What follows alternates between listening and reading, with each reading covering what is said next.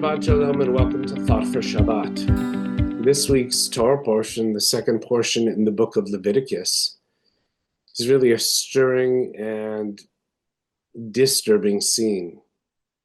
When you think of tragedy, perhaps there's no worse tragedy than when a parent loses a child.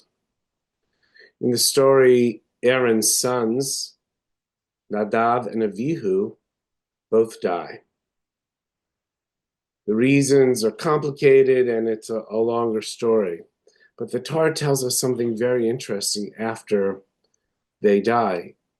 It says Aaron was silent. He had no words.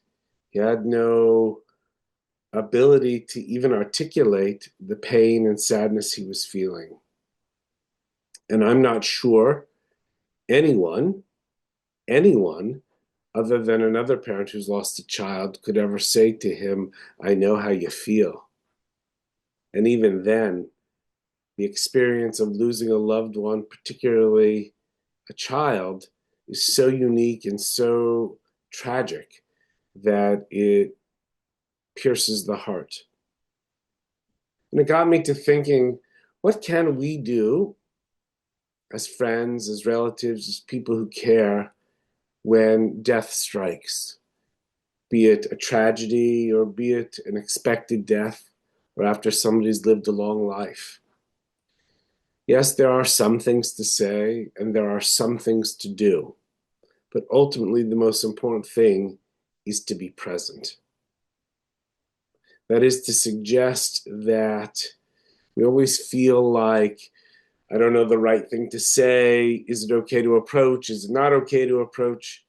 Just being present makes all the difference in the world, even if you say not a word. And as time passes, the words come of love and of support, of kindness and of depth.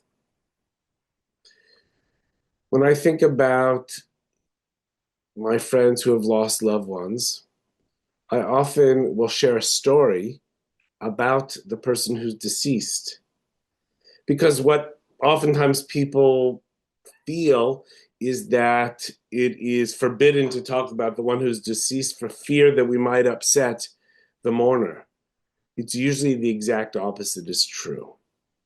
First, it has to come from sincerity. It has to come from the depth of a person's heart. It can't be trivial, but sharing memories that might make us laugh and or cry, it never hurts.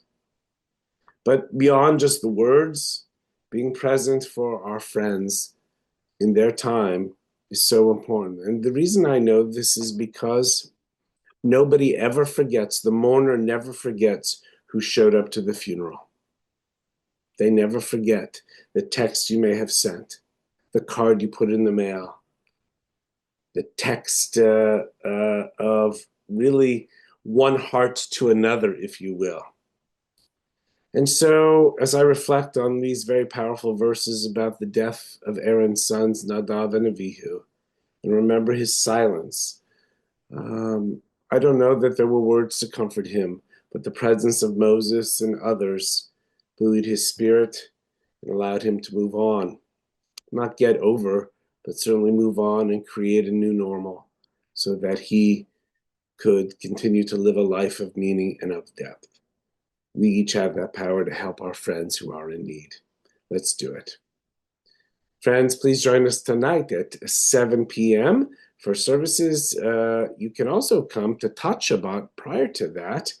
And we would look forward to seeing the little ones at the earlier service and 7 o'clock for the adult service. You can find all that information right here in the email or at our webpage, shmtemple.org. Thank you. Have a great weekend and happy end of Passover. I can't wait to eat bread. Yay!